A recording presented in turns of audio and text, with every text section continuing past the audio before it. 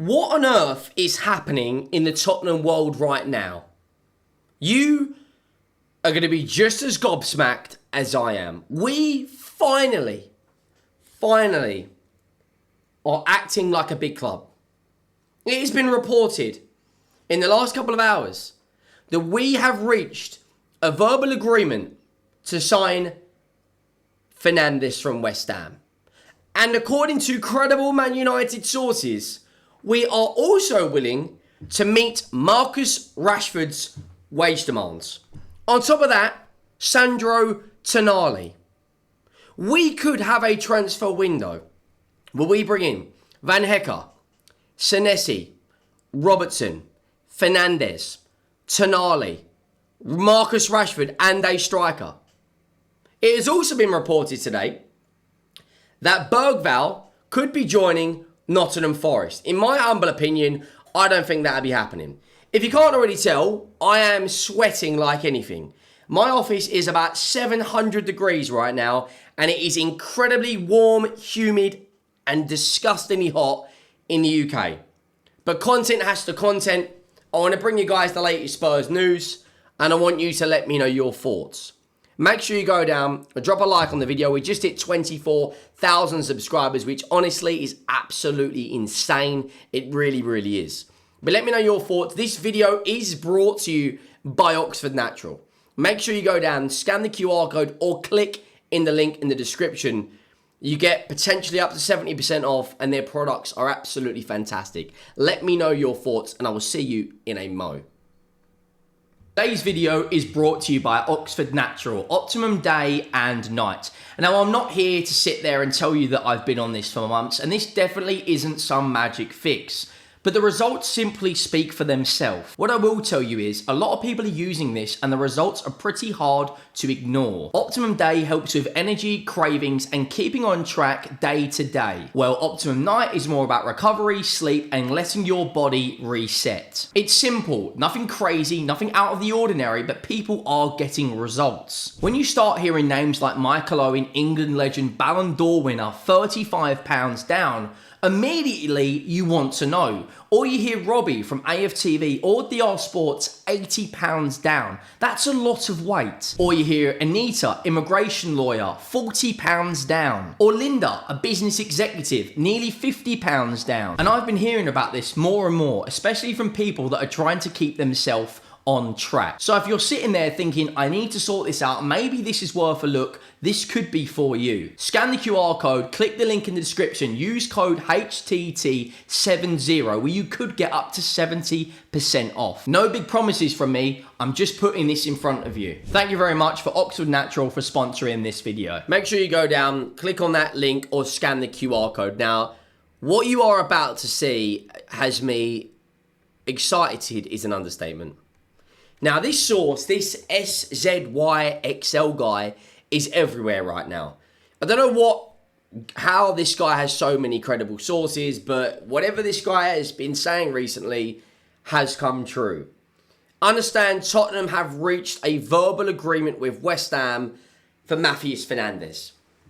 You're talking between 80 to 85 million pounds. Now, Ben Jacobs, who is a lot more credible, one of the most credible journalists in the world right now. Spurs are in advanced talks with Fernandes as they rival Manchester United for the West Ham midfielder. Fernandes is one of Tottenham's top targets as exclusively revealed. West Ham are seeking 80 to 85 million pounds, around double what they paid for Southampton.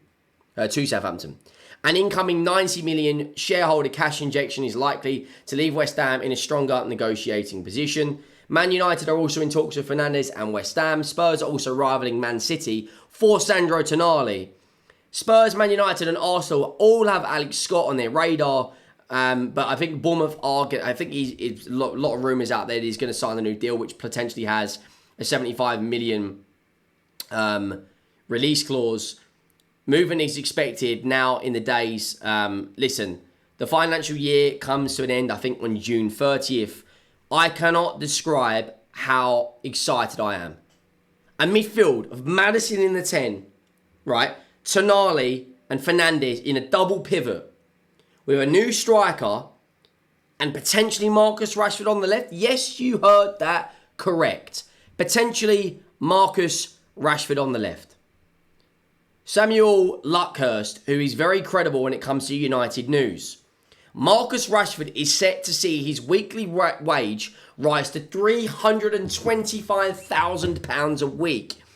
And it's been suggested that Tottenham will be willing to meet his demands. Now, as much as I do think Rashford would comfortably improve our squad, improve our 11, and would happily start for us because he is better than all of our wide players, £325,000 a week is insanity.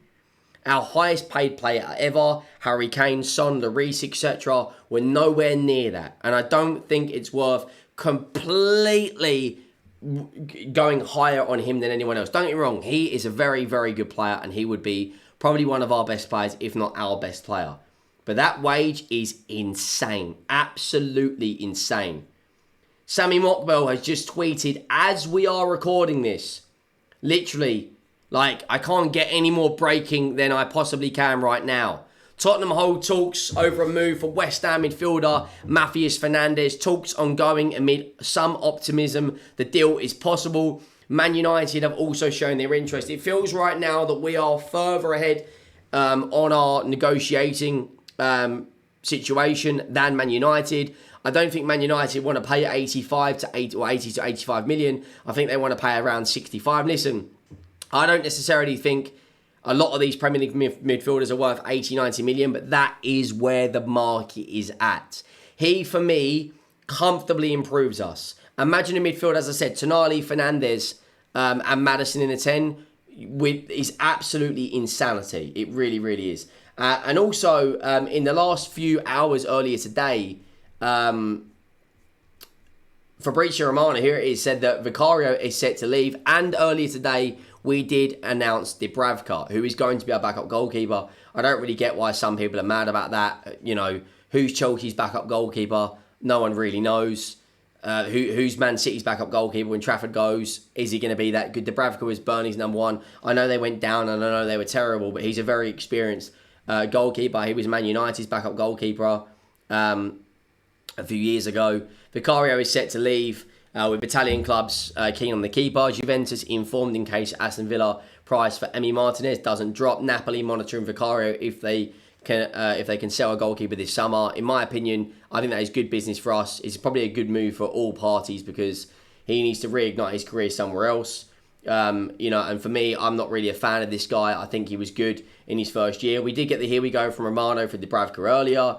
Romano also said that Mateus Fernandes has opened the doors to both Man United and Spurs. It is now up to the clubs. Clear feeling on Fernandes' deal that he's ending up to the club being the best financial proposal to West Ham. They wanted a bidding war, and they are most certainly got a bidding war, and we blew Man United out of the water because they don't want to pay what we want to pay.